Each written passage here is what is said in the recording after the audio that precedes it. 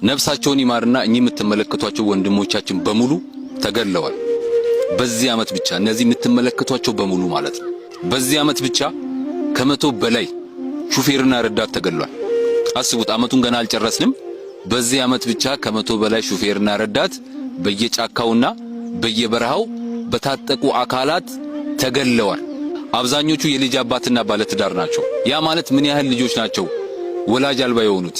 ስንት ሴቶች ናቸው ባላቸውን የተነጠቁት? ምን ያህል እናትና አባቶች ናቸው የሚጦራቸውን ልጃቸውን በረሃ ላይ ተደፍቶባቸው የቀረው?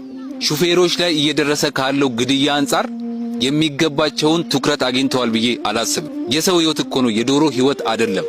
ይሄ ቁጥር እኮ በጣም ሊያሳስበን ነው የሚገባው። እንዴት በአንድ ዓመት ውስጥ ከመቶ በላይ ሹፌርና ረዳት ይገደላል? ረዳት አሁን ይገደላል። እስቲ አስቡ። ረዳት ማለት ነው ነገውን የተሻለ ለማድረግ አንገቱን አቀርቅሮ ዝናብ፣ ፀሐይ፣ ብርድ የተፈራረቀበት ሸራ ላይ ያደረ የሚንከራተት ረዳት እንዴት ነው የሚገደለው? ድሮ እኮ የሚገርመው የሹፌር ቤተሰብ የሚሰጋው ከአደጋ አንጻር ነው። የያዙት ተሽከርካሪ ስለሆነ በሰላም ወጥተው እንዲገቡ ከአደጋ አንጻር ማለት ነው። አሁን ግን የሹፌር ቤተሰብ ስጋቱ አደጋ አይደለም። በየጫካውና በየበረሃው ያሉ ሽፍቶች ገለውት ይሆን ወይ የሚል ስጋት ነው የአብዛኛው ሹፌር ቤተሰብ ስጋት። አሁን ከመቶ በላይ ሹፌርና ረዳት ተገደለ ማለት በትንሹ ከ300 የሚበልጡ ህፃናት ወላጅ አልባ ሆነዋል ማለት ነው። ይህንን ቪዲዮ የምትመለከቱ ቤተሰቦች እባካችሁን ይሄ ጉዳይ የብዙ ህፃናት ማለትም አባታቸውን የተነጠቁ ወላጅ አልባ የሆኑ ህፃናት ጉዳይ ነው።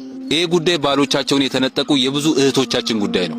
ይሄ ጉዳይ የሚጦራቸውን ልጃቸውን ያጡ የብዙ እናት አባቶቻችን ጉዳይ ነው። ስለዚህ በተቻላችሁ አቅም ይህንን ቪዲዮ ለሚመለከተው አካል መፍትሄ የሚሰጣቸው ከሆነ ሪፖስት፣ ላይክ፣ ሼር፣ ኮፒ ሊንክ እያደረጋችሁ እባካችሁ አድርሱልን። የእነዚህ ወንድሞቻችንን ነፍስ ፈጣሪ ይማር። ለቤተሰቦቻቸው መጽናናትን እመኛለሁ። አመሰግናለሁ።